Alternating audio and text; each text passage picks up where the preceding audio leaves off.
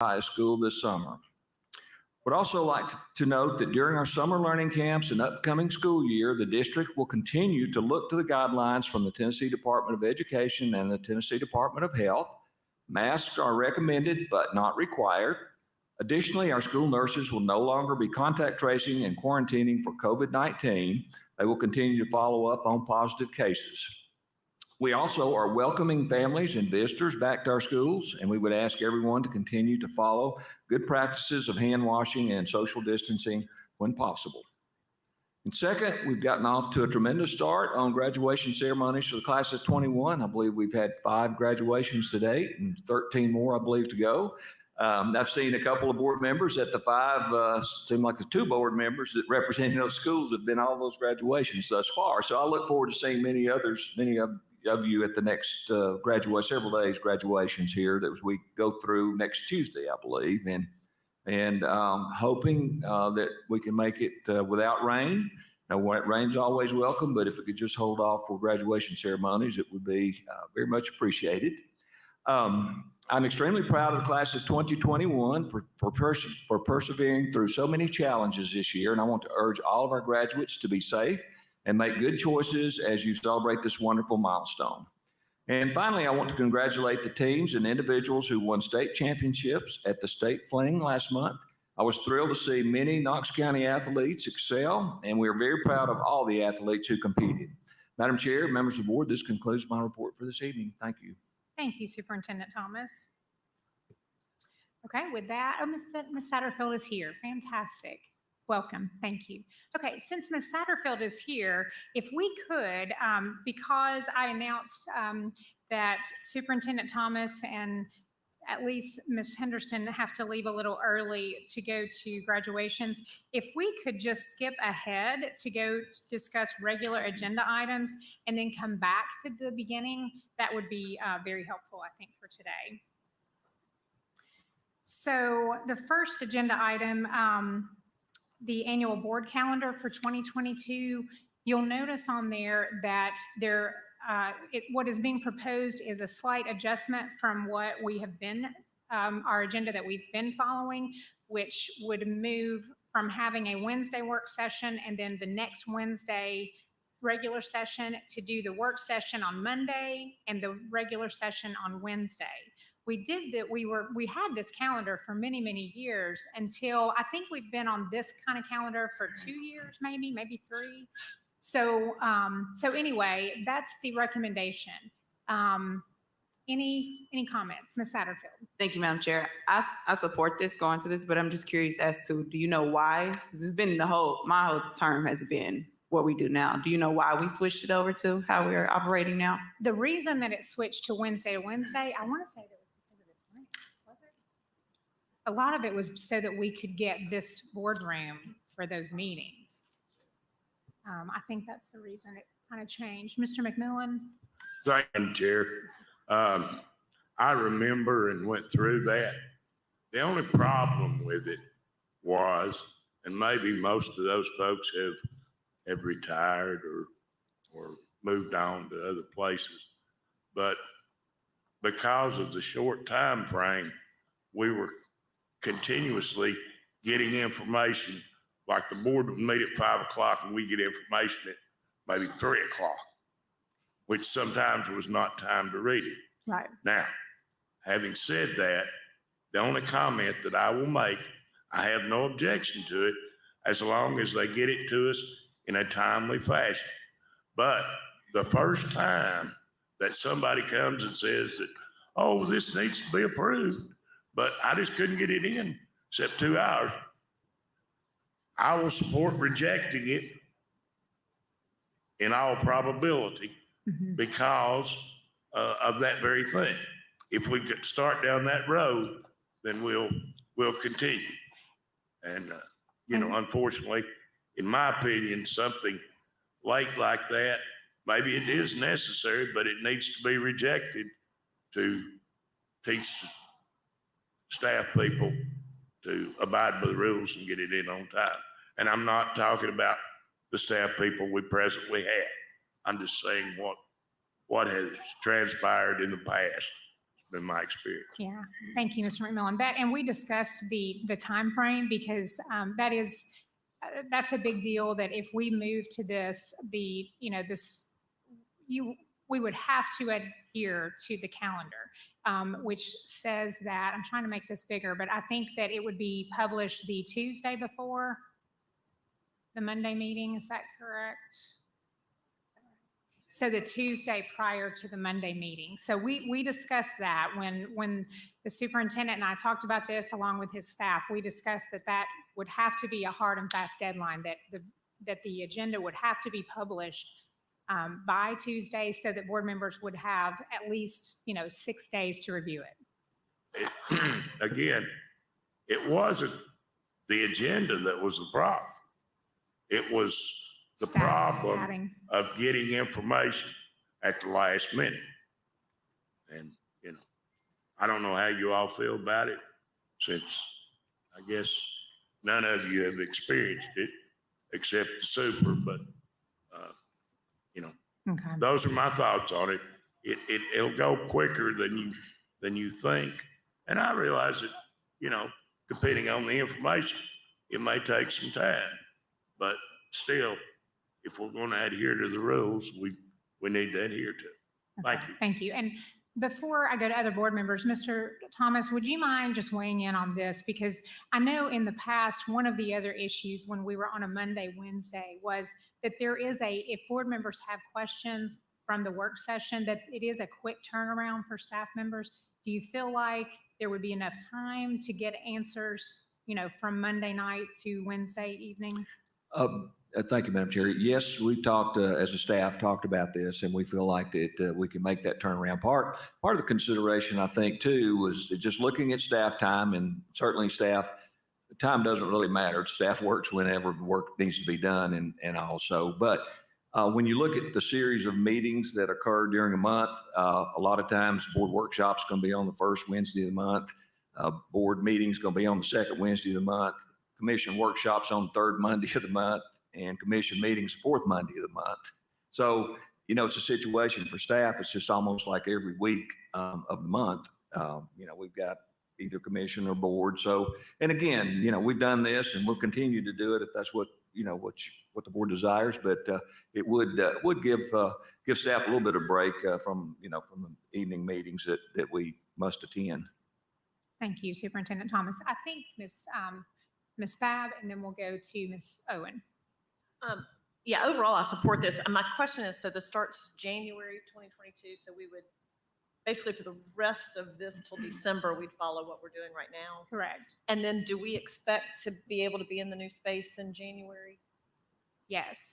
And if we ended up moving before that, we could vote to adjust our current, we adopted our board calendar way back. We can discuss whether we, wanted to change it, but the thought is not to do that. The thought is to begin in January. So, Ms. Owen. Oh, I'm sorry. I couldn't tell whose light it was. Okay, so Mr. Watson, is that your light? Okay, thank you. Yeah, it's even hard to find which button. Yeah, it's mine's over here by Jennifer, so it's all good. My only experience is doing it the way we've done it so far. I've appreciated the time in between, a week in between meetings, but understanding the history and some of the challenge that it creates, I certainly am fully open to trying something different. So, Okay. I think we'll adjust to the new rhythm. Yeah. I really liked the Monday, Wednesday when we did it because you got it, like everything just knocked out that week. So it was kind of nice. I didn't think I would like the Wednesday to Wednesday, but I have. So, there's advantages to both ways, I think. So, okay, Mr. McMillan. One other comment, and I don't object to going to that, but occasionally you'll have a holiday that will fall on a Monday and a national holiday, and then that moves you to Tuesday, Wednesday.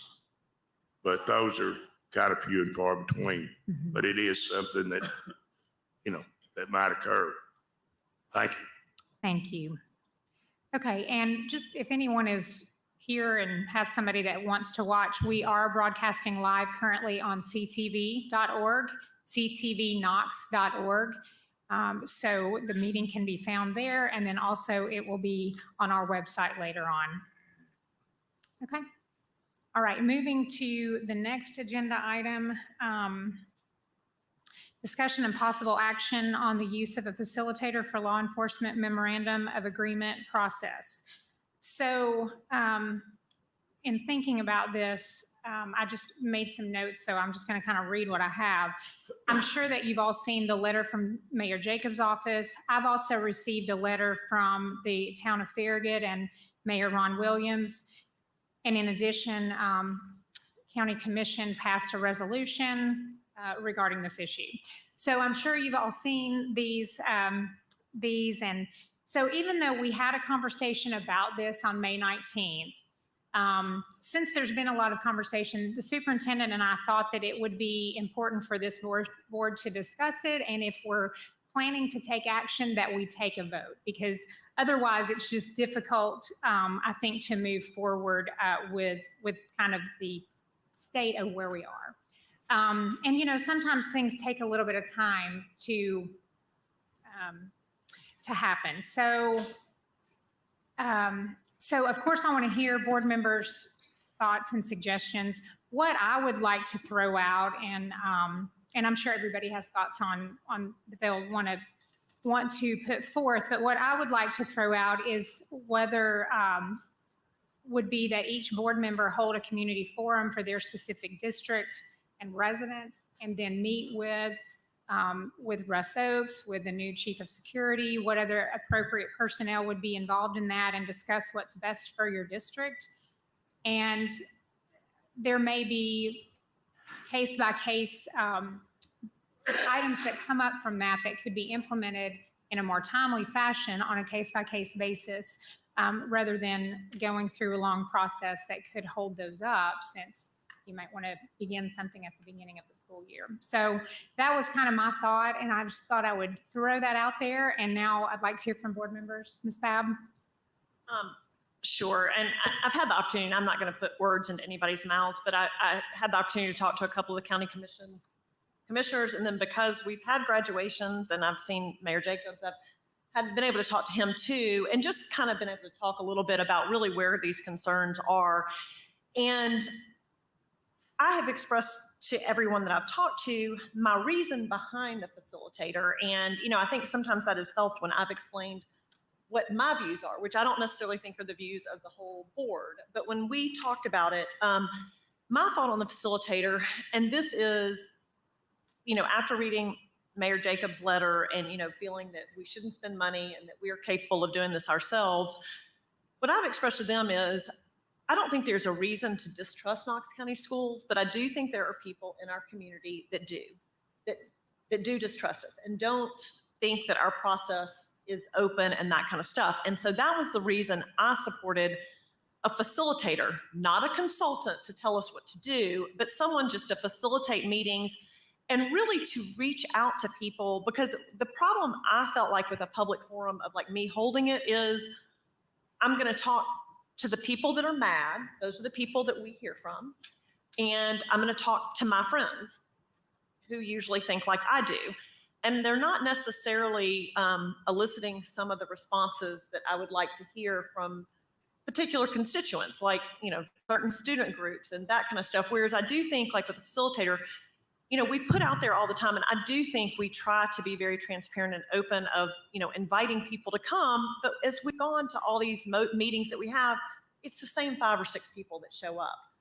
Versus if you actually invite particular people, they're much more likely to come versus just putting out an open invitation.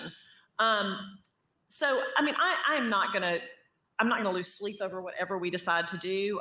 But my reasoning behind doing a facilitator was just to try to seem to be open, to really try to get the viewpoints of some different groups of people.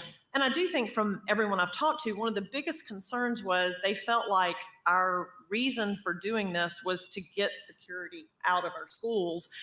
And what I've tried to express is I really think what would come out of community meetings is how much our community values the officers and the security. I mean, I'm not going to say everything's perfect, but I mean, I think when when we got the letter from Mayor Concanon, I think most of us heard overwhelmingly, I heard from teachers, I heard from principals, I heard from parents, how much they value and want our security in the schools. So I have never felt like this process was trying to get them out of the schools. So I do support having a facilitator. I don't think it needs to be a huge expensive thing. I like the way we were coming up with it with the 4 meetings in 4 different areas. But once again, I'm not going to belabor it a whole lot either. Thank you, Ms. Babb. Ms. Owen? Thank you, Madam Chair. I agree that we need to have a facilitator, if nothing else, to keep us on track and keep things moving. Since we don't want to have a committee, I think we need to have someone. The community, I believe, also overwhelmingly prefers someone from somewhere else for that same trust issue. And since money seems to be the issue, I would point out to the mayor that we had no travel expenses last year, and there should be some money there that we could move over. Thank you, Ms. Owen. Mr. Watson? Thank you, Madam Chair. So I read the mayor's letter and have not had a chance to talk with him in person yet, but do have a meeting set up with him tomorrow. And I've also spoken to Larson J. And I think I was not aware of the letter from the town of Farragut, but which is interesting too. I think this has been an opportunity for people in different offices to make statements about the things that they value. And I get that. I mean, people need to do that in elected office. But I think it's pretty clear from Mayor Jacobs' letter that I don't think Mayor Jacobs, and I say this with all due respect, really understands the nature of what we're trying to accomplish. I mean, the opening line is, we don't need to have a taxpayer, we don't need to pay somebody as a consulting firm to tell Knox County Schools what parents already know, that we need officers, which obviously from our conversations on May 19th and other conversations are not the things that we're discussing.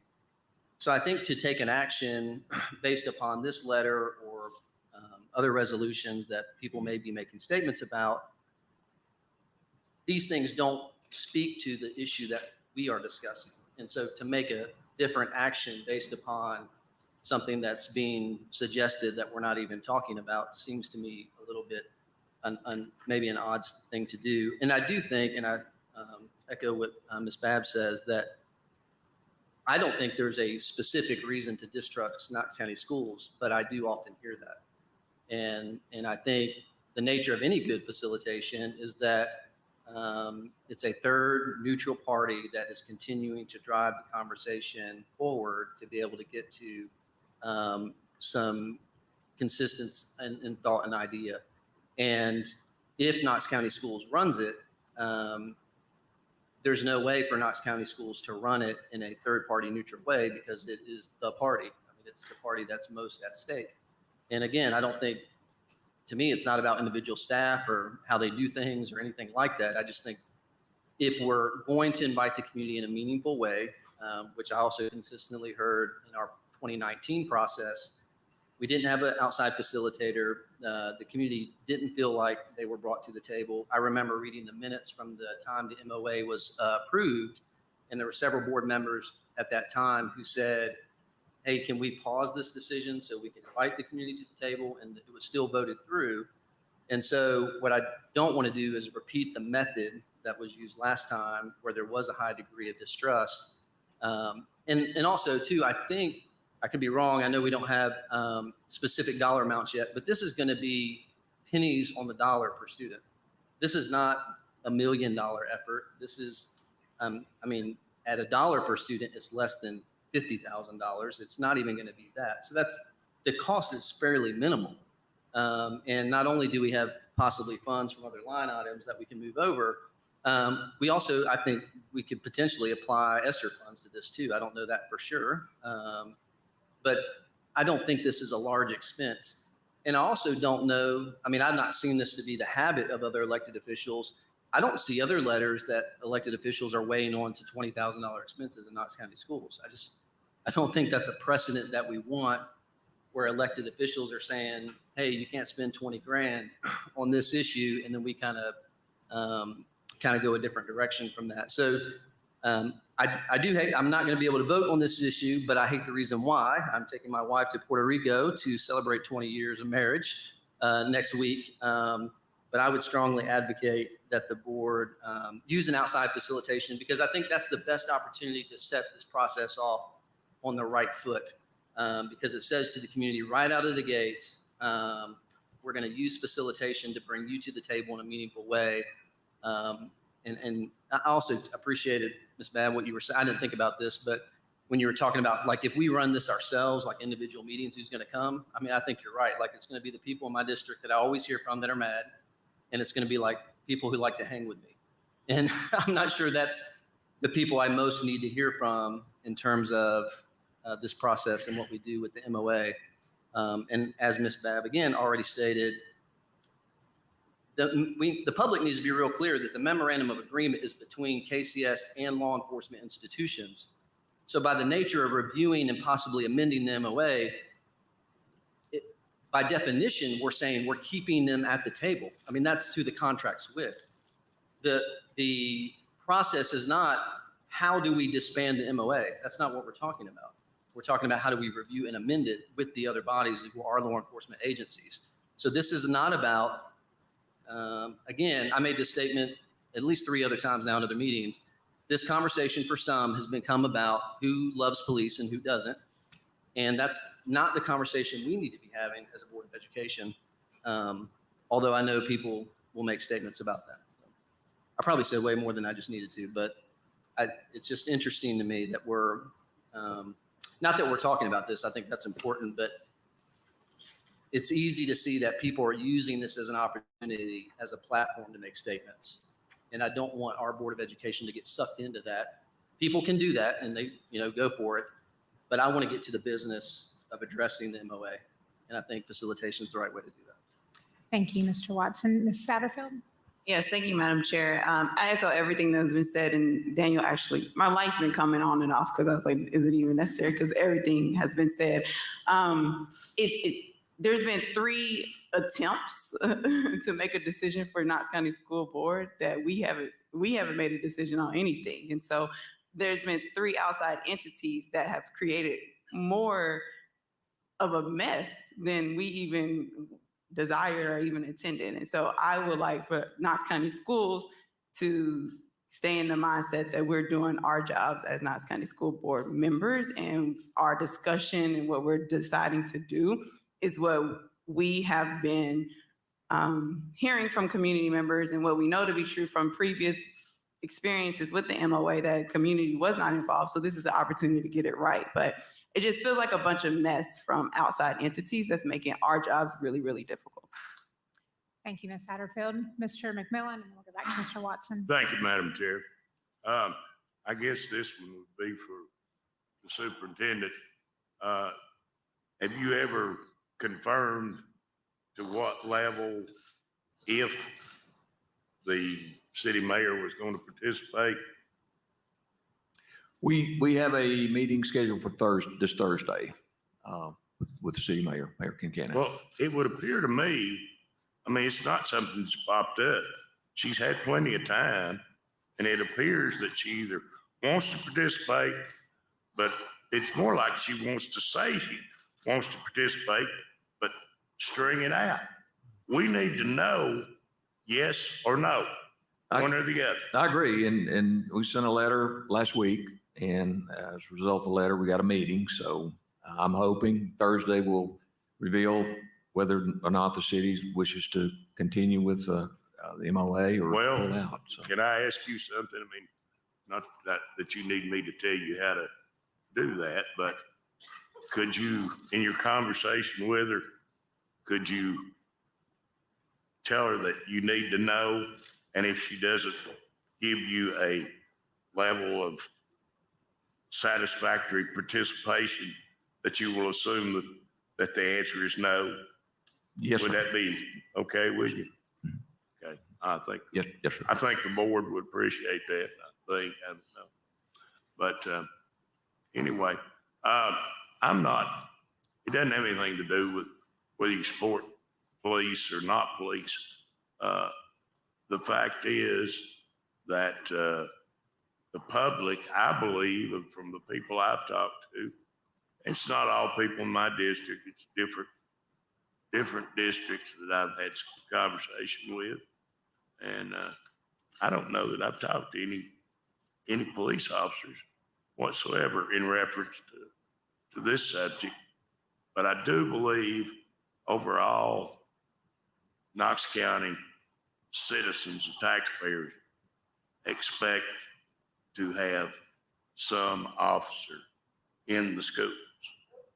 Now, it's up to us to decide how many and what that will be. But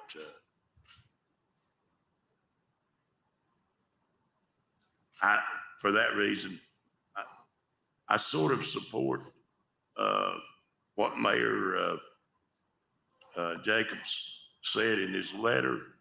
I don't know that it was the amount of money that he was so concerned about. I don't know. I haven't talked to him. But you're right. It's not a tremendous amount of money. But I think he made a valid point. We are elected as board members to run the Knox County Schools now, and we should be able to do that. We should. Now, could we have done a better job heretofore? Yes, I think the answer is yes, without pointing any fingers at anybody. But I don't have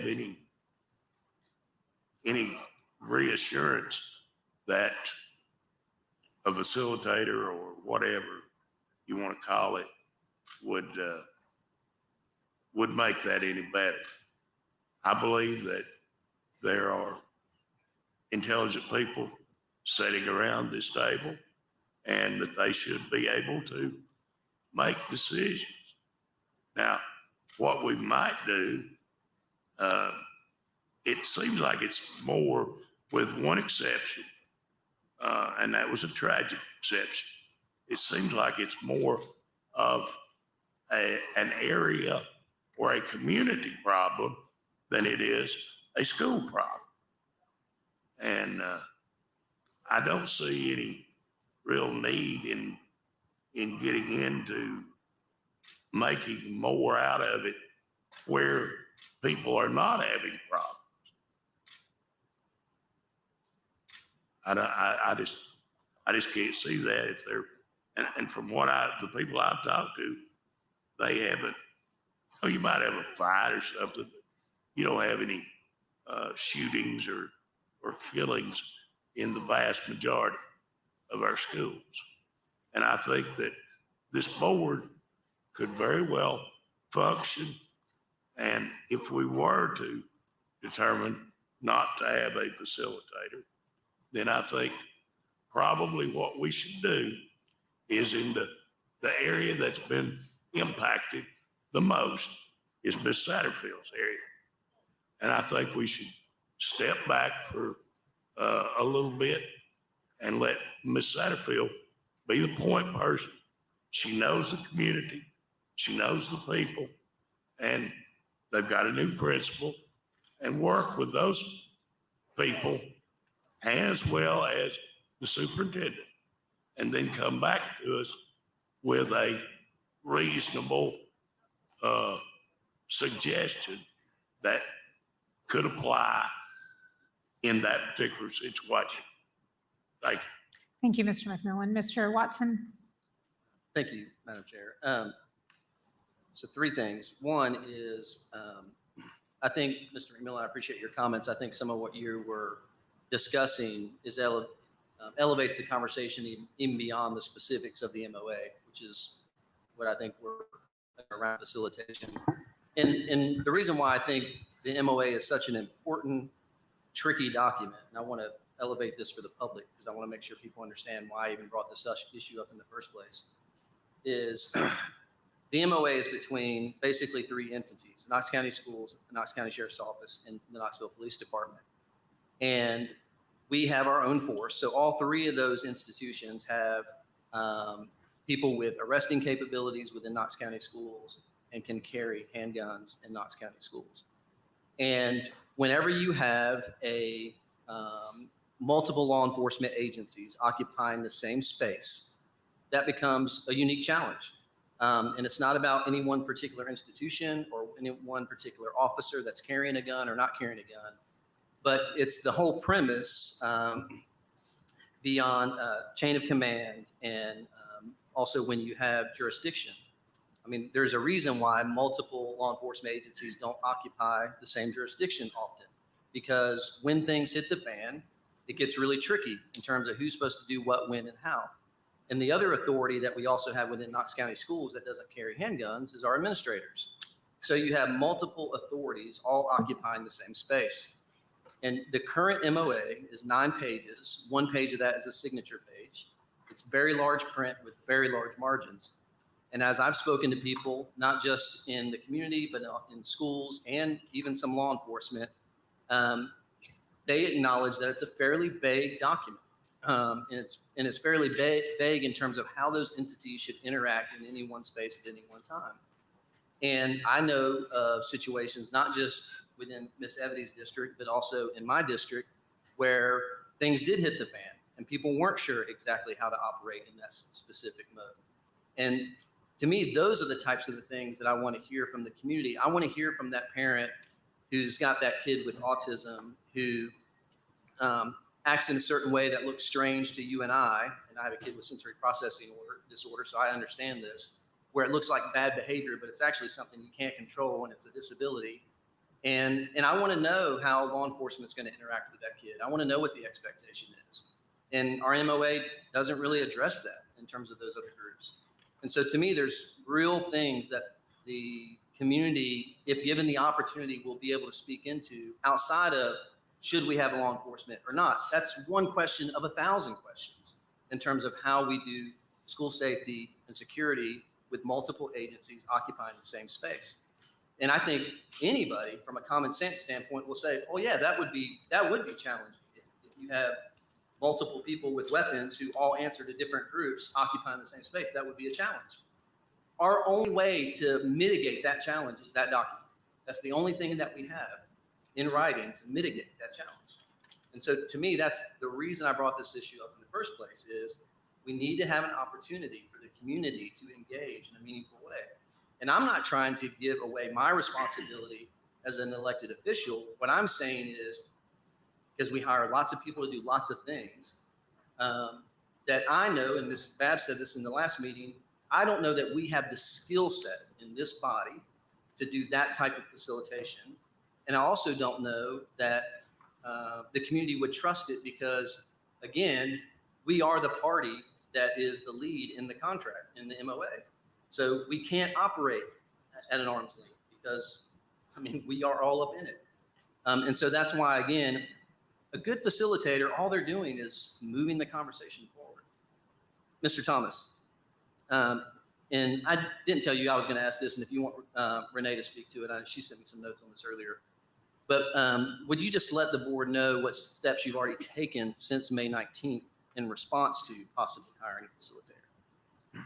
Hey, we've looked at a couple of options in terms of facilitators. We've also developed an action plan, I guess, in terms of what whoever the chosen party is to follow. And so we've taken those steps. And then about that time, I guess the mayor's letter came, and then we sort of suspended any activity at that point to make a determination, let the board decide what you want to do. You want us to follow up because the contract or agreement, after talking to Mr. Duper, would come back to the board and also, I guess, to the commission as well. Yeah.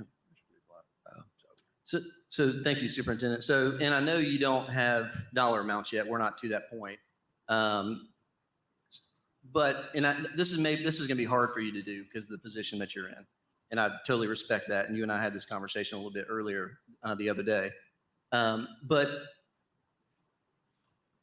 if the relationship with the mayor was not of concern, and I know it is, and it needs to be, given your experience in Knox County schools over decades now, do you think it's important for us as a school system in this situation, in this context, to hire an outside facilitator for this process? In terms of, you talk about the board skill set and I'll talk about the staff skill set, which is phenomenal, by the way, but in terms of staff time, and expertise doing this, somebody that does it for a living obviously could do it better than us. And at the time, very supportive of this idea, actually before the letter came. But I'll say this, too, because and not that this will create an adversarial relationship. I don't know that, but I have been around at times when there was an adversarial relationship with county government, with the mayor, county commission. It actually ended up in a lawsuit, and the board, as I understand, Gary can weigh in on this much better than I, but the board, it's the board's budget, and the board can do what the board wants to do. The way I look at it, though, I try to, and our staff we try to get along, as well as we can with county government, county finance, county mayor. The county mayor has funded our budget, everything we've asked for, at this point. So when the county mayor, makes a request to us, I just feel like, hey, I need to listen to that and consider, but obviously I work for the board. So in terms of excluding all other factors, an outside party would bring expertise that we don't have. But, do you win this battle and lose the war? I don't know. So Superintendent, one last question. I appreciate that. So then do you, I'm sorry, I lost my train of thought. I'm going to come back to the question. Thank you, Mr. Watson. I think Mr. McMillan and then Ms. Babb. Thank you, Madam Chair. In the situation that you just described, Mr. Watson, with the autistic child, would you not think that the principal, the guidance people, and that would be a situation that they would work with anybody that was in law enforcement that was going to be in their school on a daily basis? And would that not be solved that way as opposed to some other way? I don't know. I think, to me, you seem to be like you were drawing law enforcement into it when it was unnecessary. Mr. McMillan, I didn't draw law enforcement into it. We've heard from a parent this year that had that very situation with her autistic son. She came and shared with this board. And the reality is that from everything from I understand from that situation, from talking to the principal and talking to the parent, what you just described would have been great, but that's not what happened. So. Okay. Well, you mentioned that we could get into 1,000 questions, and you were correct about that. In my opinion, if we had a facilitator, we could go on and on and on, because everybody would have something different that they wanted to talk about. We can't solve, no matter whether we have one or not, we can't solve every situation. This is not something that's absolute, in my opinion. Now, you talked about all the things that, having somebody that did have the expertise and the judgment to do this. Do you know what type of person you're talking about? Or I'm not asking you to name names, but do you think we could come up with somebody that would satisfy the whole ball of wax, so to speak? There are certainly, and I've worked with many of them. None of them I would suggest for this process because I don't think that would be received well. I've worked with many great facilitators over time, and I think others on this board have. That wasn't what I asked. You asked me if I asked you if you said at the end of the day that they would direct us or guide us to where we would be able to come up with somebody that would have the expertise and the judgment to work with all. Mike, I'm not sure why we keep doing this every meeting, Mike. I'm not doing it. Mike. You're the one that keeps dragging it out. Now, if you want to drag it out, we'll do that. Mike, You said that Did you not say that? No, I did not. Imply, I you did- didn't imply that we, at the end of the day, we could reach a level where somebody would be responsible for everything. This board would be responsible for approving an MOA. I've not tried to delegate that So we would, responsibility. how would we find that person? Well, last time we met on May 19th, we asked the superintendent to help find that person. I didn't ask for this meeting today. I'm not dragging it out. I mean, and I'm not faulting the person who did ask for this meeting. I've been clear and consistent since the day I brought this up that I think we need facilitation. Well, I don't think we do, and I intend to not support it. Okay. That's all I have to say. Thank you, Mr. McMillan. And one other thing, just as an added thing, to me, this may be a poor analogy, but there are 95 counties in the state of Tennessee. If Knox County or say Jefferson County were having some kind of a problem, you wouldn't go get the governor to pass something that applied statewide. We don't need something, and the reason I say that is we're not having all these problems at all these other schools. We need to work to do what I suggested a while ago with the first district, in my opinion. Thank you. Thank you, Mr. McMillan. Ms. Babb? And I'll be quick. I did want to address something that you said, and it was kind of talking about the MOU or MOA. And I guess the brevity of it, and it does concern me if we are going to try to micromanage a process between us and our law enforcement. I mean, I want a community meeting and I want to hear input, but I do think, and once again, this is going to be something we're all going to have to come together about, but my personal feelings is I don't think we can look at every situation that can happen and everything else and try to add all of it into an MOA or MOU to how to do it. And so it does concern me how much kind of almost micromanaging we might get into with it. And that's just a concern of mine. And I do want the process to play out. But at the end of the day, I do think it's got to allow some flexibility for our partners in this situation. And this isn't something to debate tonight. I just wanted to bring that up. Thank you, Ms. Babb. Ms. Henderson? Thank you, Madam Chair and Board. I just want to say I am in support of Mayor Jacobs' letter. I think we were each elected to represent our district, to be a voice for our district. KCS has meetings and takes public input all the time, so I just personally find a facilitator unnecessary in the situation. Thank you, Ms. Henderson. Ms. Owen? Thank you, Madam Chair. I think we're getting off track of what we're actually talking about. What we're talking about is a memorandum of understanding between all of Knox County schools, the entity, and our law enforcement agencies. We are not making a memorandum of agreement district by district by district. So when we're talking about facilitating the memorandum of agreement, it can't be done individually by each district. It needs to be a Knox County Schools memorandum of agreement with our law enforcement agencies. It's incumbent on all of us to do that. And everyone's been very diplomatic in discussing this letter. But the bottom line is, it's very clear in the law that county government only approves our budget. They cannot tell us how to spend line items. And so that kind of overreach is something that we need to be very careful of. Thank you.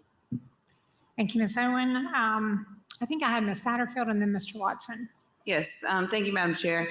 I just want to say things that are happening in District 1 are heightened right now, and media realities. But I also know that there's a lot of things are covered up because it's a smaller population throughout our different districts, and what it means to be in relationship with law enforcement and how you look at law enforcement. And I'm still really troubled at the fact that there's a perception that Knox County Schools wants to remove law enforcement, that we've never discussed that as a board. And that's not, we don't know. And from the feedback that we have received from emails, that you're right, Mr. Mike, that is the consensus overall. But I do know that there's ways that we can improve the relationship with law enforcement. We know that there are ways that we can figure out various solutions that I don't have the answers to. And this is not my level of expertise, and I don't have those everyday interaction with law enforcement. And that's where you get the opportunity to get input from the community. I completely echo what Board Member Owens just said, that I don't ever want to be in a position where we're making decisions based off an outside entity. We know we are elected to do what's best for kids and keep kids first. And so I'm really uneasy by the outside governing bodies kind of heavy-handing on what needs to be done with Knox County schools. It just feels wrong. It feels really wrong. And this, I think in the resolution thing, it was like $5,000 that you recommended. Well, it was for a number of different things. It was actually 50, but it was more 50. than just facilitation. Okay. And so the facilitation, it's peanuts in the budget. So to have a letter and I didn't even plan on talking about this because it really is, to put this out there as if we're about to spend $150,000, $200,000 on gathering community input, it feels misleading, and that's not the fact. We don't know. Superintendent Thomas was stopped in his tracks from doing what the board has directed him to do because of outside entities. And I was elected in this role position to be the voice for District 1 and to figure out the best way to move things forward. And from my constituents, community input has not been valued from how we make decisions. If we haven't been able to get that right for a number of years, we need to do something different. And so that is directly comments from my community saying the facilitator might be a good approach because we haven't been able to get it right historically. So let's try something else. But I just want to also make it clear that even reading this letter, I have strong trouble with people who are in leadership that are unable to see different perspectives, because I have never had an issue with law enforcement. They've always been supportive whenever I need them. But when I think of safety, I don't think of law enforcement. And there's communities that do think of law enforcement when it comes to safety. And so for people to be in leadership that are unable to have willingness to hear a different perspective, that's troubling. This letter is basically saying police are safe. And that's not true for everybody. That's not. And so I just hope that as we continue to move Knox County forward, Knox County schools forward, and leadership is able to open up their perspectives and their mindset to different perspectives that people have and different lived experiences. Thank you, Ms. Satterfield. Okay, I think Mr. Watson was next. Thank you. Superintendent, I'm sorry. I remembered what I was going to actually ask you. So when you and I talked the other day, I shared, I don't know if you felt this was the view or not, I felt that maybe Mayor Jacobs didn't really understand the intent of the board. And I even made the comment to you at that point. I said, I doubt he watched the meeting on the 19th. I can't imagine he went back and watched the video and the conversation, right? So I think he was probably interpreting the intent of the board from other people he talked to or whatever. Again, I'm meeting with him tomorrow. I don't know for sure. And so I made the comment to you at that point. I said, it would be interesting if we made a decision not to do what we had already agreed. I thought there was consensus on May 19th. I felt like we left the room and said there was consensus to hire a facilitator. You started acting on it. But that's actually what Mayor Jacobs' letter is not about. Mayor Jacobs' letter is not about a facilitator. I mean, when you read the words, that's not what it's about.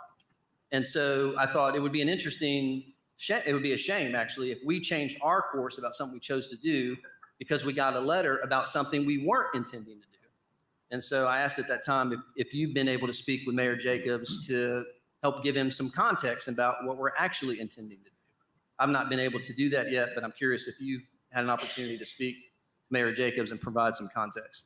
Yes, I did speak briefly with Mayor Jacobs, and he said he did understand what the board was wanting to do, and he still thought that it was something the board ought to do. You were elected by your constituents to represent them, and Okay. he thought that it should be handled that way. So I want to point out, this is a stark observation for me and maybe nobody else is seeing. So on May 19th, this board left that room with consensus. We were going to hire a facilitator.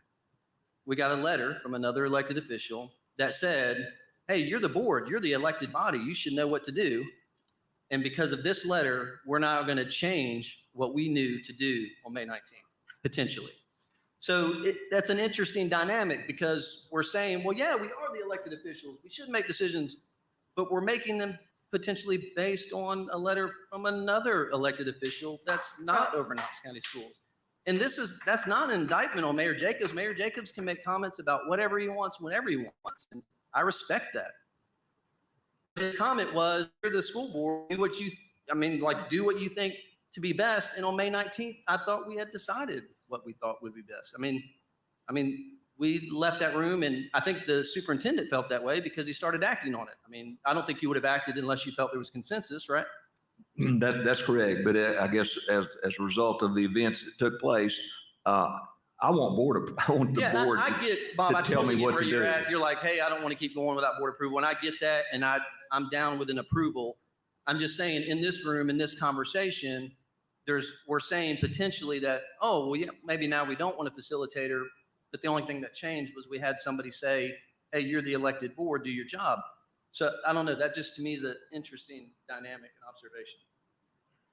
Well, and I'll come to Mr. McMillan in a few minutes. But there was basically consensus around the table. However, I think that I had reservations. And I think that receiving all of these letters,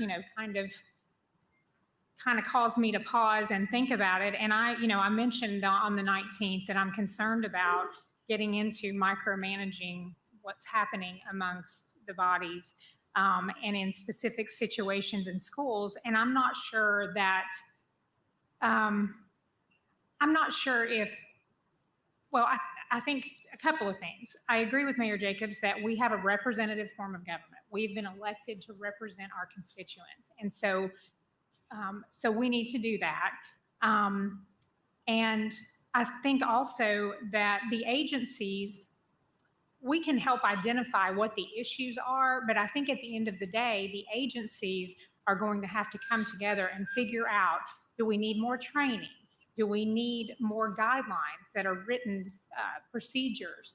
What are the issues and how are they fixed? So I think the public can help us, the parents and the teachers and the principals can help identify what the issues are and can offer suggestions. But at the end of the day, the bodies that actually do that work and have the law enforcement expertise need to figure out, okay, how do we fix this problem?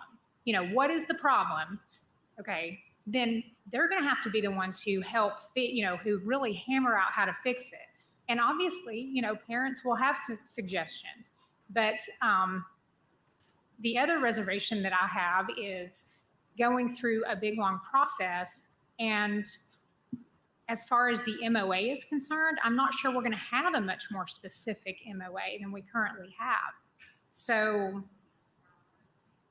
we're using a lot of time and resources. The other thing I'm concerned about is how much staff time is being spent. So I know that was a pro as far as facilitation.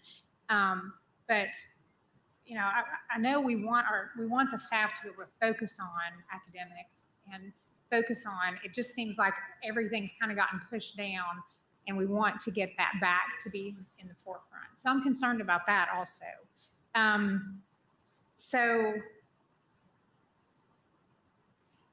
And the more I thought about, the issue of the focus group came up at our May 19th meeting. The more I think about that, I don't know how we could recommend people for a focus group. And we kind of talked about it that day. The more I thought about it, I thought, how do you choose? How do you pick? How do you go about doing that whole process? So I think there's a lot of issues with that.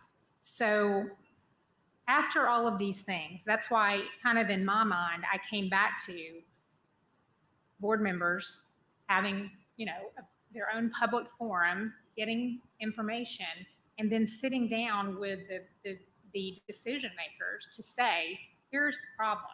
How could we fix this problem? So that's kind of my perspective. And I know we've got more lights on now based on that. Mr. McMillan was first, and then I think it was Mr. Watson, and then Ms. Owen. Thank you, Madam Chair. I think your comments were correct. As best I recall, some of us had other things to do, so we had a limited amount of time.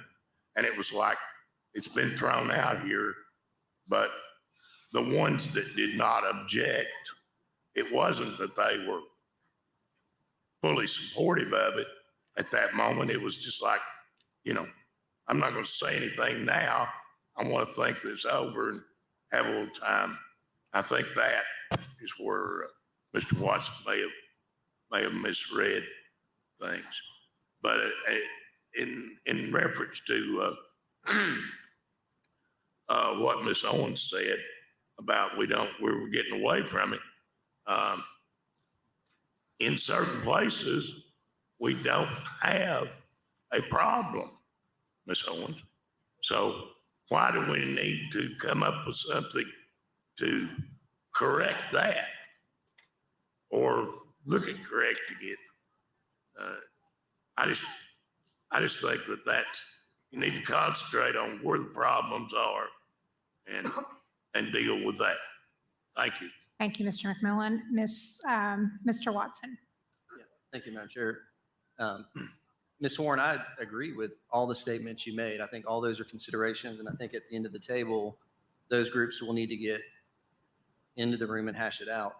I'm not sure how the question at hand about the mode in which we gather community feedback impacts the things that you just referenced. I mean, to use a facilitator or not, I don't know that and if it does, I want you to help me understand it. I don't know how facilitation prevents what you're wanting to see happen, that those folks get in the room and make decisions, how that impedes that. I think the point that Mayor Jacobs had was spending money to hold meetings I think his viewpoint probably is that it's unnecessary because we could, as an elected leader, But with all due gather that respect, information. Madam Chair, I'm asking you what you think.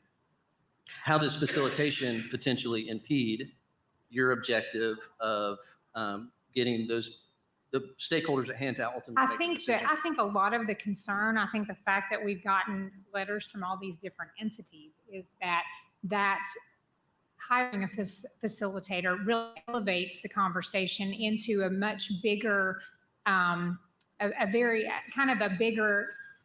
thing that has then caused people to feel uneasy, that it's caused the public, which these people represent, to feel uneasy because it seems like that even though it hasn't been said, nobody on this board has ever said they want to not have law enforcement in our schools. It's never been said.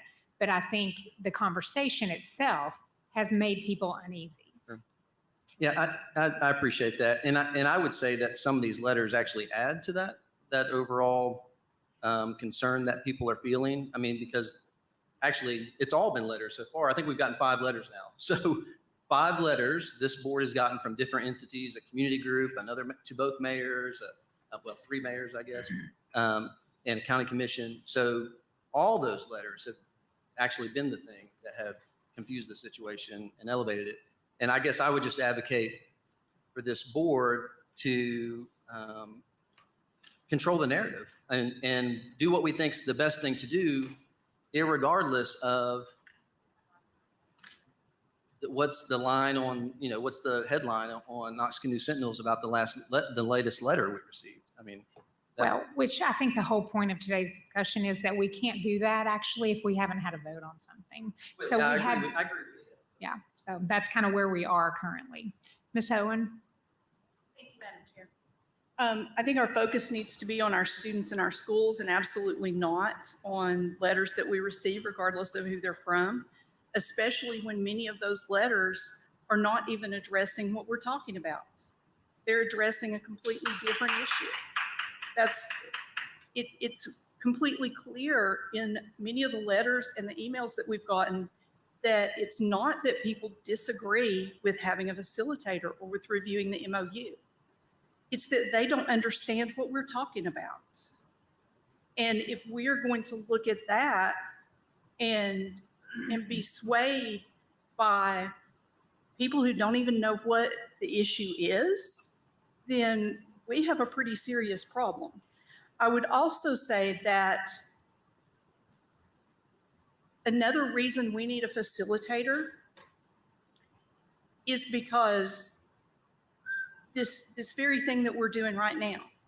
1 month we have consensus, the next month we're doing something different. We are too dysfunctional to do this without a facilitator. Thank you, Ms. Owen. I'll say, I think the process that we talked about on May 19th was very long. I mean, it seemed like it would be a very long process to try to do all of those things that we talked about. So I don't necessarily think that it was a simple process.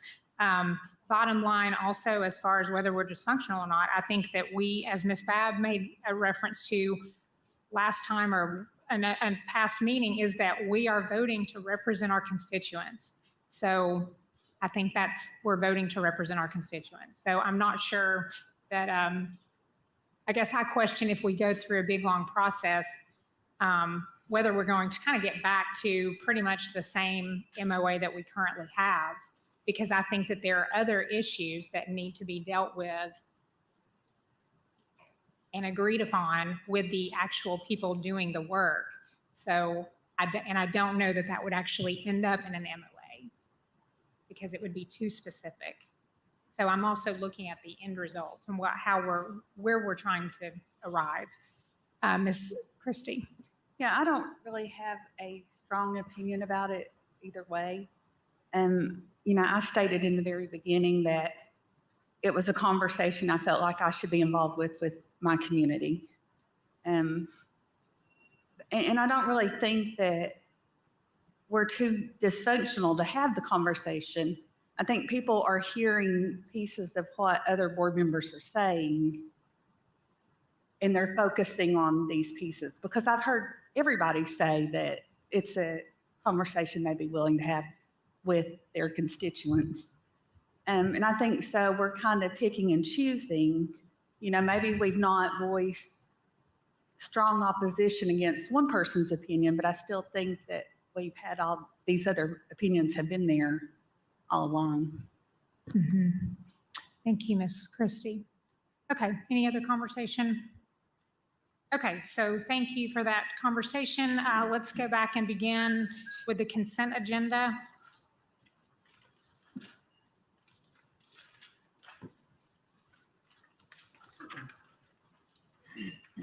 Any questions on contracts 1 or 2?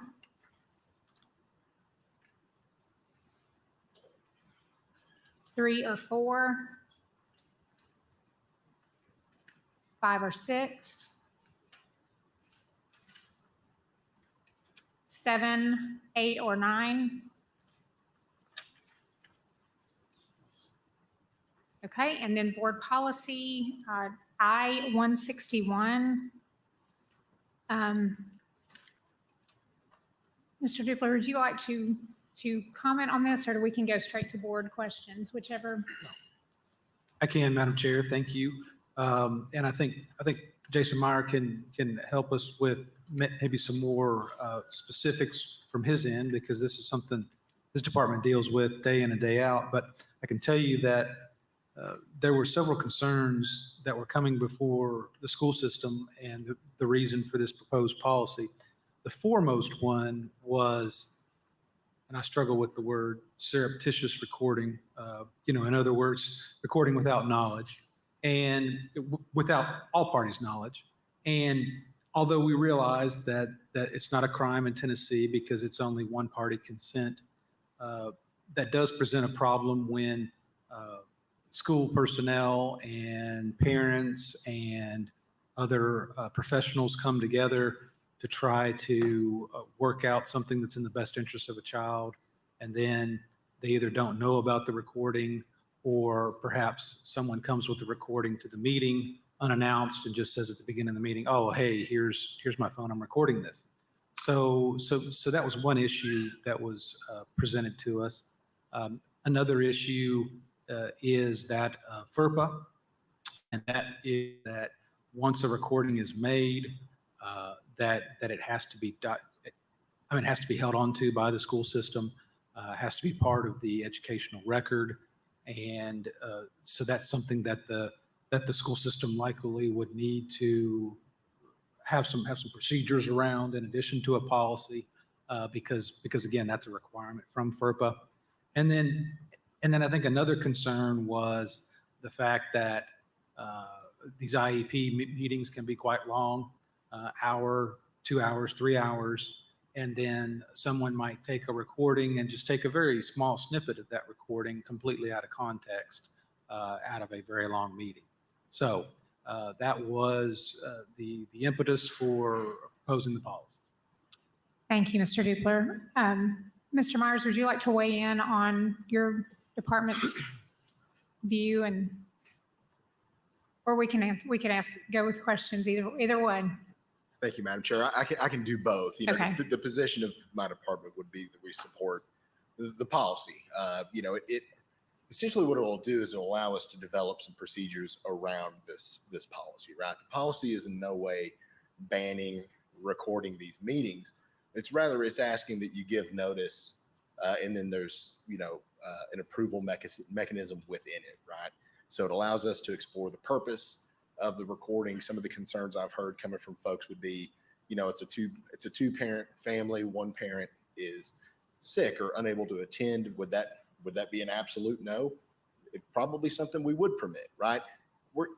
The spirit of the policy is to help us create procedure and consistency across the district, so that what's permissible in one school is also going to be permissible at another, because the policy would then become the guiding kind of light. Currently, it would just be a practice. So a parent comes in and decides they're going to record. Right now, all we do is just record it also, right? I think we also have to recognize that within the last 10 years, a lot has changed, right? Everyone is carrying with them today a high quality recording device all the time. Also within this school year, you have the added variable of virtual meetings, team meetings, Zoom meetings, all of those things, you know, allow for screen recordings and various other things. So I think the policy is important in that it develops a structure for us to build some procedures around. Okay, thank you, Mr. Myers. Mr. Watson? Thank you, Mr. Myers. I appreciate our conversation earlier today too about this issue. Do you see any sense of urgency to get this passed on second reading in July, which would be the meeting it would come up? Or would you be okay with us taking a month to see if there might be any unintended consequences from some of the specific language? I certainly understand the need for the policy and support it, but would like to dig into some of the specifics around the language and with some other people who, I know I've been through IEP meetings, but other parents who have, and also other professionals, just to see if there's specific wording that we might want to also consider.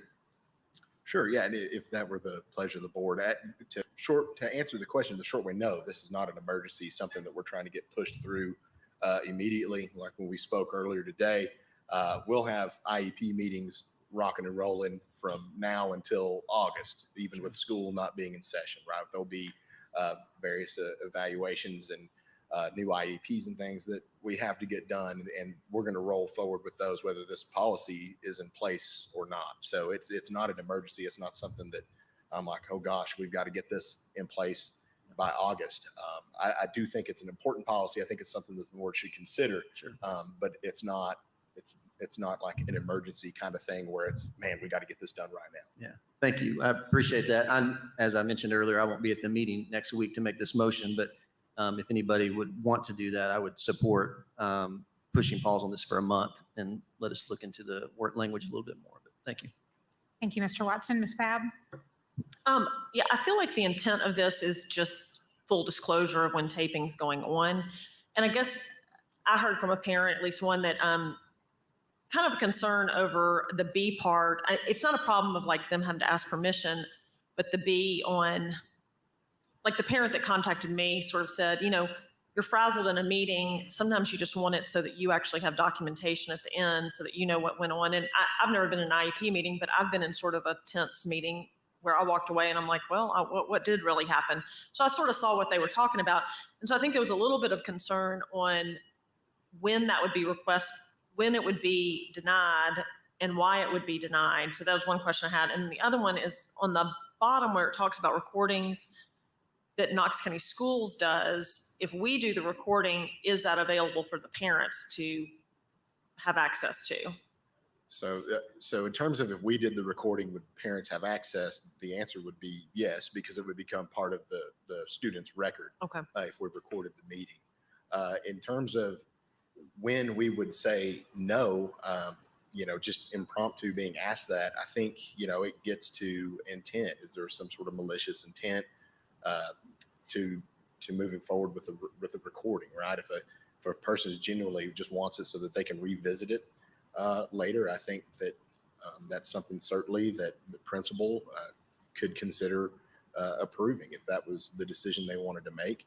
Again, if this policy is passed, I'm sure my department will work with principals to develop some guidelines and some guidance for them for their consideration.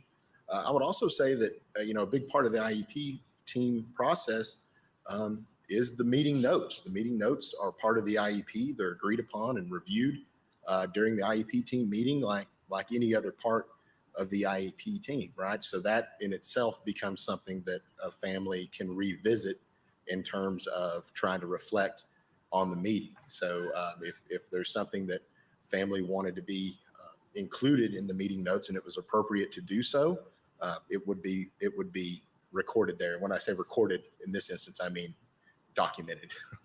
Well, and one thing you've just even brought up is kind of my lack of knowledge. I mean, I have not had a child go through an IEP. I really don't, as you said, obviously there are notes and things like that. I don't even know what's obvious about an IEP or what the process is. So I don't know if there is some information maybe that could be shared. And there's probably some school people that have been involved in the schools and maybe have more information than I do, but maybe some of them a little bit is even my lack of knowledge of the IEP process, which maybe would help at least me at the board members. I don't know if other board members feel like they totally understand it, but I think like my concerns would be like just procedures for principals if they were going to deny it, sort of what is the criteria? So it's a level playing field. Like we're saying, we're trying to have level across the county, that there are level procedures for a principal to deny it. And then also, what is the process for of a parent making sure that they know that if they want to record it, they need to give the 2 days notice. And just so that we know that, we don't have parents that are like, well, I didn't know that and that kind of stuff, which, I mean, I don't have a problem really with this. I think it's just more giving due notice to everybody and that kind of thing.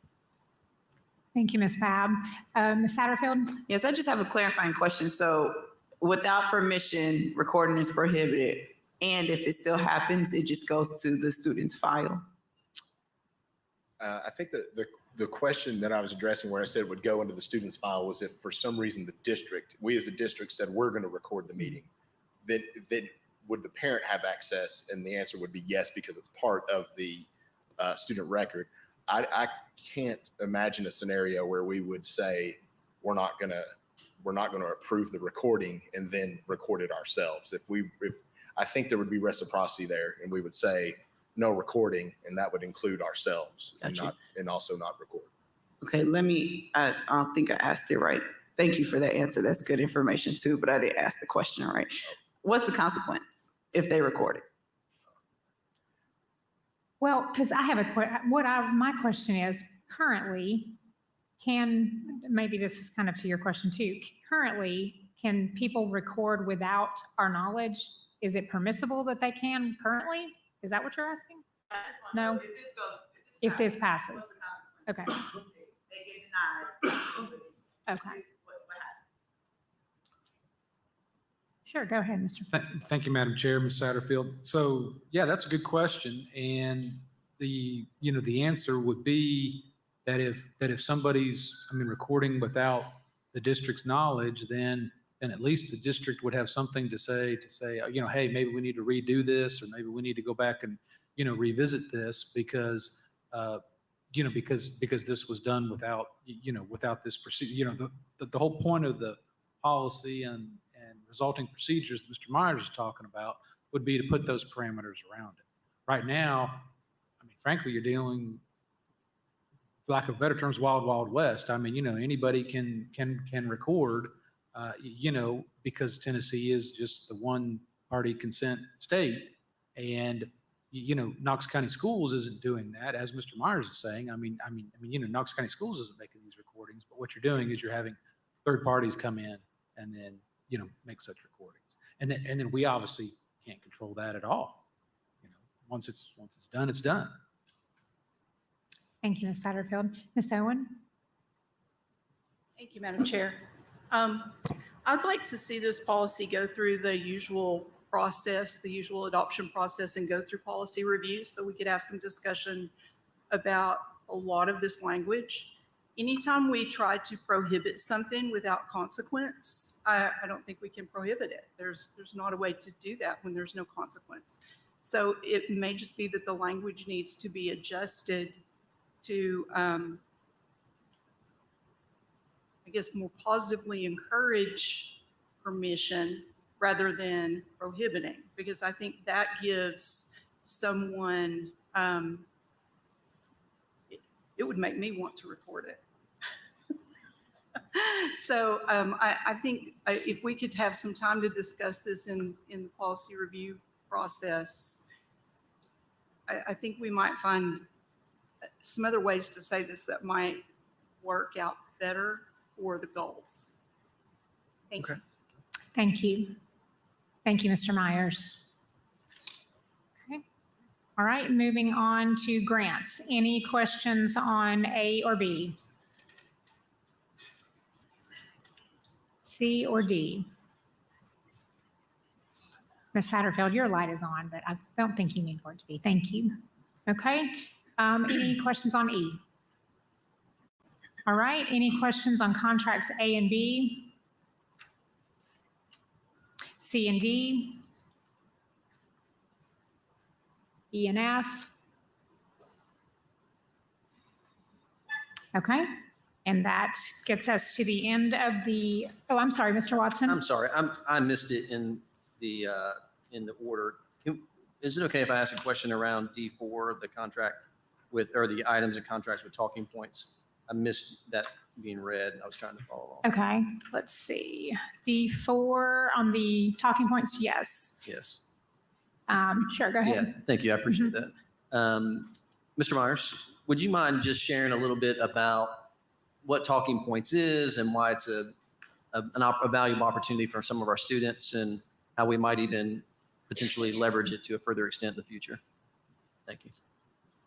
Thank you, Mr. Myers. Thank you, Madam Chair. Yeah, just to really briefly, it's really great program. Some of our teachers are actually already leveraging a free version of it. This will allow us to expand into all the community schools as a pilot. Really what the program does is it gives us access to, I think, just over 100 different languages to push communication out to our families. I think it's text-based, so it's pretty user-friendly.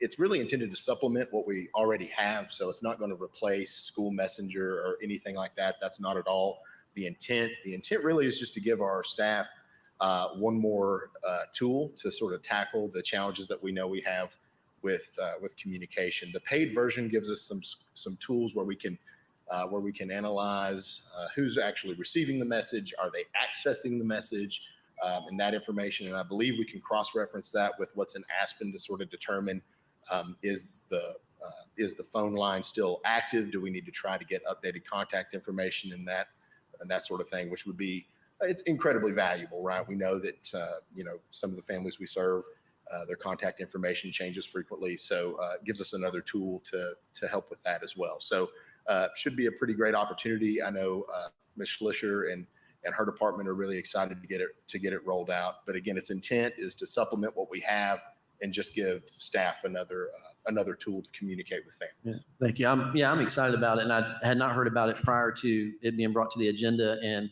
love that we're going to be able to engage with that many more folks in their native language.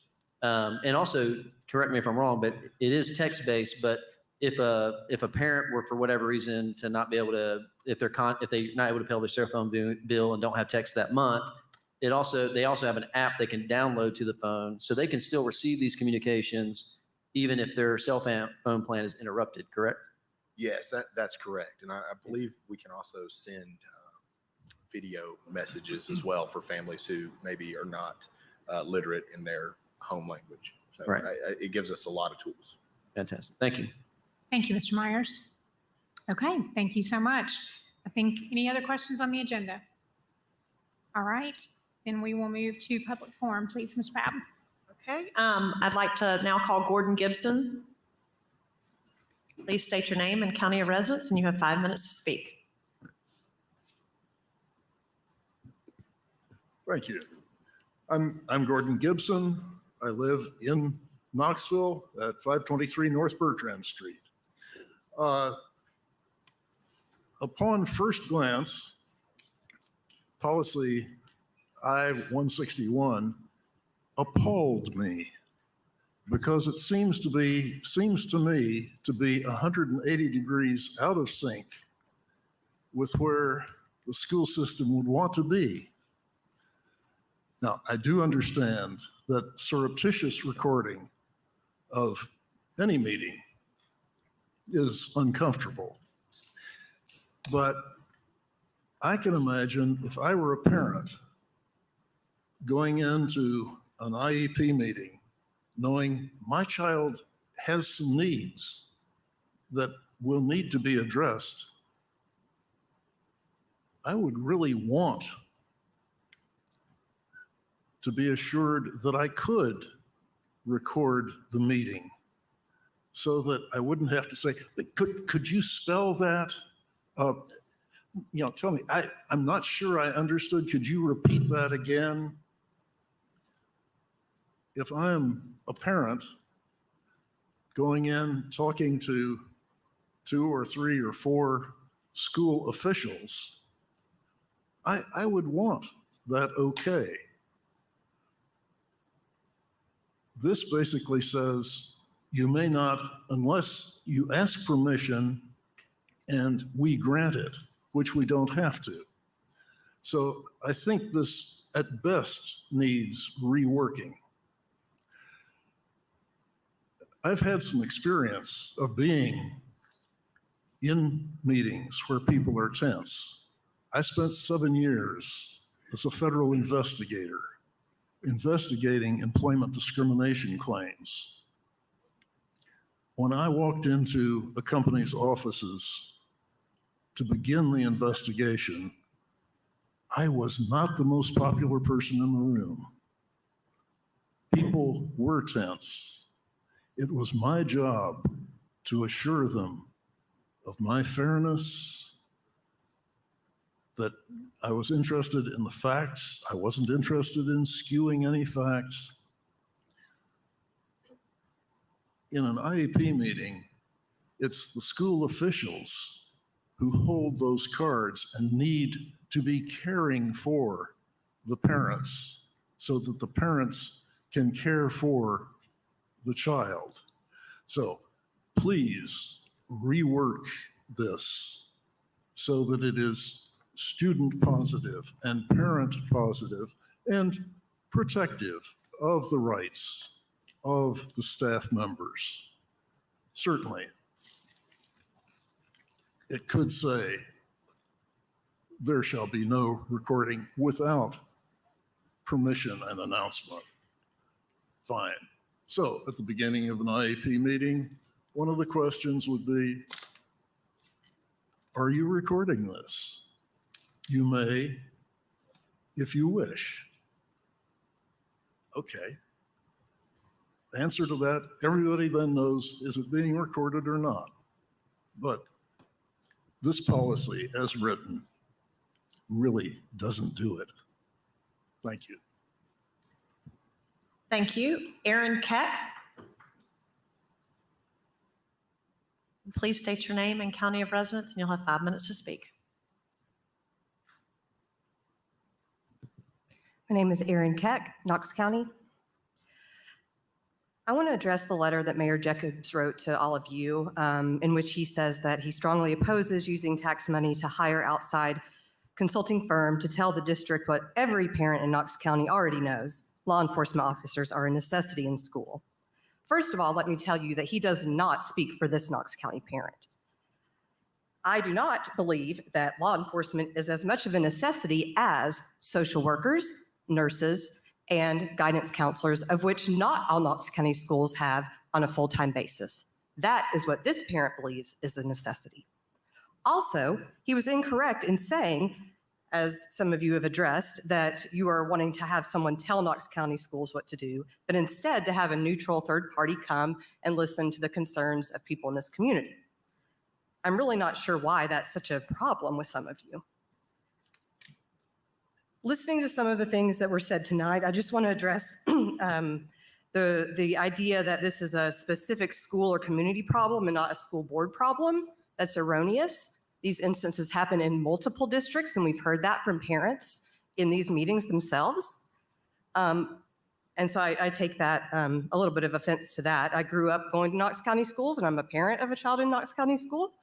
I also think it would be wrong to have meetings just district by district where you're only listening to the people in your own district, because then no one is able to learn from other people's experiences. We learn nothing from talking, but only by listening. As Mr. Watson has said in his resolution, and in some of the meetings trying to explain the misinformation around that resolution, this is not a reaction to the tragic killing of Anthony Thompson Jr. in the bathroom of his school. This is a problem that many of us have been trying to address for years. In March 2020, I attended the Disparities in Educational Outcome meeting, specifically the breakout session about discipline. There was a lot of really pretty graphs and charts that talked about the discipline stats. But when I asked directly about the discipline stats related to law enforcement with our children, I was assured that this is not something that happens. Law enforcement is not disciplining the children in our schools. But that's not true. When I pushed a little bit further, I was told that maybe this year that would be included in the stats. It wasn't. I was at this year's meeting as well, again, in the community meeting forum in discipline breakout. Of course, this year there were a lot of really angry and upset people there from my district. We were assured by the superintendent's chief of staff that this was not the time or place for this meeting, but one of those meetings would happen very soon. That was 2 months ago. We're still here debating whether we should have a meeting such as that. The story got a little personal for me this year when my elementary school age daughter came home from school upset because when she was on the playground, she saw a law enforcement officer threaten 2 little girls that she would put them in handcuffs if they didn't stop yelling at each other. I was pretty upset by this story, as I've heard similar stories from community members and friends and at meetings like this. I talked to the principal, and she was pretty confused. She obviously didn't know this was happening, and she also assured me that law enforcement does not handle discipline in my child's elementary school. Later, I also contacted the sergeant that was in charge of that district, as I was told to do, because the principals don't have any authority over the law enforcement in their school. It would be nice if when problems happened, other staff could step in, but as soon as a law enforcement officer steps in, according to our current MOA, they have all authority. So I did call the sergeant. He was very responsive, and he assured me that he would take care of it. 2 months later, my daughter came home from school, 4th grade. When she was in art class, the same officer walked into her class, looked around, and said, "I don't deal with this class. There's a certain parent." My child knew exactly the parent that officer was talking about. She came home upset and asked me, "Am I going to get in trouble, Mom? Am I getting someone fired?" Why does my 10-year-old have that on her heart when all she did was tell me something that she saw wrong? Now, as many of you know, if you're a parent, as our children get older, we need them to come to us and feel comfortable.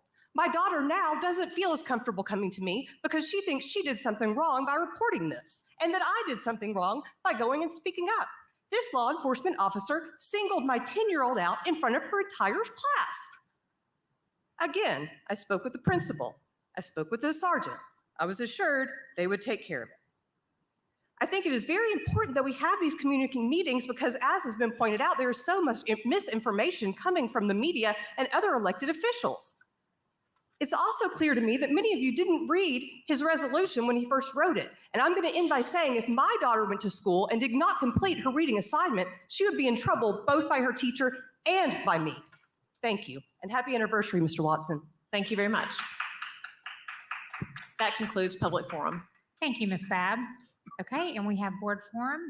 Ms. Satterfield? Only thing I want to say is congratulations to the boys soccer team at Austin East for doing first all around. Never been a soccer fan, but I am now fully committed into soccer. So congratulations.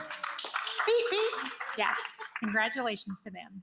Ms. Owen, Mr. Watson. Thank you. So you're hooked, right? It's not the new thing, but it feels like the new thing, doesn't it? Yeah. So I just want to say I went to Bearden's graduation last night, and two things that just stood out to me that I thought, man, that's incredible given in a year like this. So their class was roughly 525 students, and 125 of those students had a 4.0 or higher. So 125 out of 525. And 66% of those students out of a class of 525 had a 3.0. So, we talked a lot about learning loss this year and the impacts of the pandemic. And obviously many of that was real for many kids, but it was really inspiring to see specific kids in specific situations really rise to the occasion and take full advantage of the additional opportunity and innovation that came through the pandemic too. So that was an honor to be there. And I really appreciate Ms. Babb being there as well. She did a lot of hand holding and making sure people got to the right spot. And you were great. I don't know if you even realize it, but you were like, yeah, it was good. So, and then I just wanted to take a brief second. It won't take but a second, but I think one other challenge by not using facilitation in this community engagement process is then every individual meeting that we have ends up becoming its own thing. And there's no consistency or theme to it to really give to the staff and those others who are going to help synthesize this. So I think for consistency of meeting, that's helpful as well. Thank you, Anyway, Mr. thank you. Watson. Okay, Ms. Babb? I just want to say I've had a great week. I got to go, Ms. Satterfield and I drove together over to the soccer game, and I think we both realized we need like a course in soccer because we don't understand the game except for when we win, and then we totally understood it. But I also have been able to go to 3 graduations. I got to go to KEC's graduation, which I have to say, if any of y'all can ever go to some of our alternative school graduations, it really is just so heartwarming to see these kids graduate. And especially schools like Ridgedale and KEC, we represented, there were 6 school districts represented there. So those really are all of our schools. So that one was great. And then Bearden was great last night, and the weather held out for West this morning. And it really, to me, that's what we're all about, is graduating these kids. So to me, graduations are long, and I have to say, I will give, we've sort of given Mayor Jacobs a hard time a little bit today, but Mayor Jacobs and Superintendent, they stand on the stage for every single one of our graduations. And that's a lot because there are a lot of kids. And I had to thank both of them because I've gone to 3 and I've enjoyed 3. Anyway, it's been a really good week, I feel like, for Knox County Schools. Great. Thank you, Ms. Babb. Mr. McMillan? Yes. I'd like to take this opportunity to congratulate the 2 Gibbs teams that made it to the state. And Carol Mitchell and the softball girls came up a little short. They were a couple of runs short in the final.